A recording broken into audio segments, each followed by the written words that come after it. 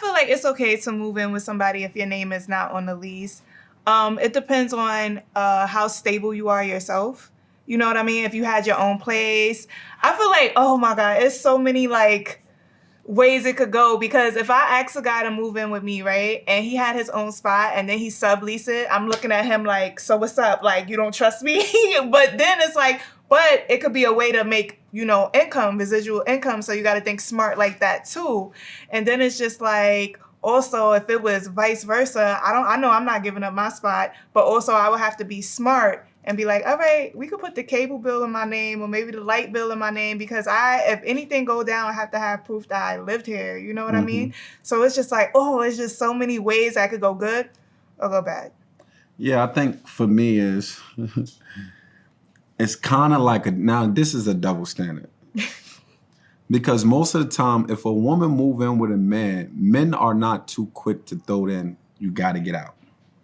Women catch attitudes majority of the time. If you listen to the stories that we get, women are more likely to say in an argument, get out. We'll kick you out your own house over, Sean. I was about to say that. I was about to say that, because even if y'all move together, a lot of times I hear people who move together, got houses together, the woman said, get out, right? They still saying get out. So it's kind of like for a man, you're going to hear get out regardless, right?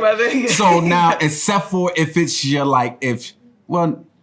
except for like if it's your own stuff, like she moved in with you, the likelihood, I mean, y'all, you know how y'all just go off and start wilding. But however, fellas, I'm speaking to the fellas, or you know what, people in general.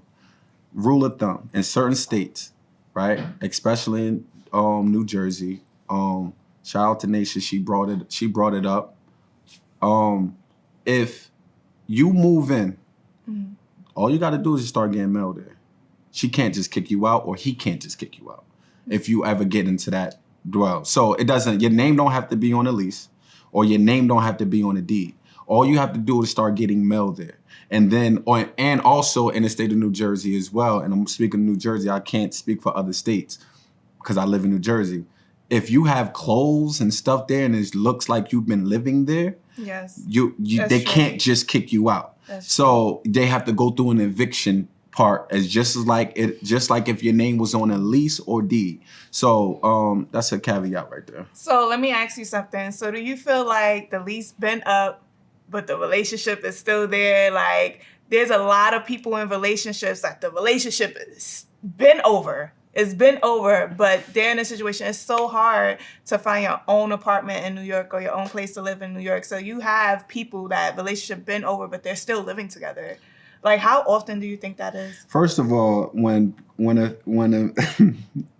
first of all, I don't be trusting none of that. All right. Yeah, you know what? Me and my baby mother or me and my baby father not together, but we live together. Y'all still having sex with each other. You ain't gonna pee on my head and tell me it's raining outside, right? So at the end of the day, like, you know, and I understand it's hard. People live together because they can't afford to go out on their own, or they so used to, you know, they like, I'm gonna stack some bread. I understand those caveats, but at the same time, while you doing all of that, y'all still seeing each other. You know, stop it. Stop the shenanigans. Don't try to use that as a. It's not necessarily true, Rashawn. I think it's the matter of. So you live with somebody. So you're saying that you live with somebody, right, for a year or two, right, and just to stack bread, and y'all ain't do nothing together. I was in a situation where I lived with my ex lived with me, and we wasn't dealing with each other. How long? My thing was, how long was y'all living with each other when y'all wasn't dealing with each other? For a few months until he left.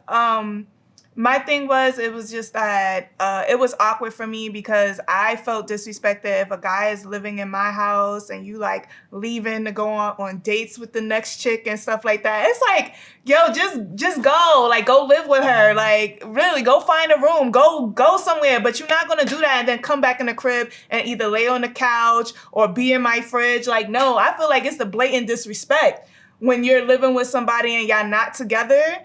But y'all still have to coexist. Like, can I get a blue Yankee cap? What? Because the capping is real. So y'all didn't do anything. No. All right, see, listen. Like you don't understand no, how you probably resent, but you were still walking around with your panties in front of him. We're not gonna pick. You're not gonna. No, actually, we had opposite job schedules. So he went to work at night, and then I worked during the day. So so no matter what I say, it's always a caveat. No, because to what I'm serious. happened. It's not really cap. It's the resentment that makes it very uncomfortable. I feel like if how many months? Was 2 months? Probably from May to October. Bruh, listen, man. You don't work at Liz. Don't do that. You don't work at Liz. Don't do that. I know. We was living together for about 4 years. So those last few months, it was really hard because it was just like I said, you trying to do you over there, but you still coming over here. It's like, nah. And I feel like a lot of people deal with that. You know, I feel like a lot of women, they out there sleeping on the couch, going to hotels that fuck their boyfriend, but gotta come home to their baby father. A lot of women has said to me, and not just me, to a lot of different men, says if she still live with her ex, right? No, they 9 times out of 10. So we're gonna call Nikki the exception to the rule. 9 times out of 10, they still here. They might not be together, but every now and again, those 2, 3 in the mornings is happening. All right. Y'all still be sexually involved. If they're single, I feel like if you're in a relationship and you getting that dick from your guy or your lady 3, 2 in the morning, you're not worried about what's at home. You don't even want to go there. You're like, I hate it here. You understand? If they're single and they coming home from a drunk night, it's different. Well, first of all, if any person. I'm not being in a relationship with no woman and she still live with her ex. But that's just not happening. It happens. You think so? Yes, it happens. It's reality. I've seen that a few times. Oh, so it's you reality. did it? No, I'm just Listen, Ma. I've seen it where girls are like, yo, I can't go nowhere. He can't go nowhere. We really ain't never. Yeah, listen, I got you. But I'm saying for me, I'm just looking at the numbers. Y'all can talk. I'm just looking at the numbers. Y'all can talk about the exceptions to the rule all you want. I'm not acting like I ran into the exception to the rule. Yeah. If I'm a gambling man, I got to go with the higher probability. The higher probability of 2 people who they've been living together for months after the breakup, and a year done went past, and they still don't do anything. I'm sorry. Maybe you can call me closed-minded, call me whatever you want to call me. I just don't believe it.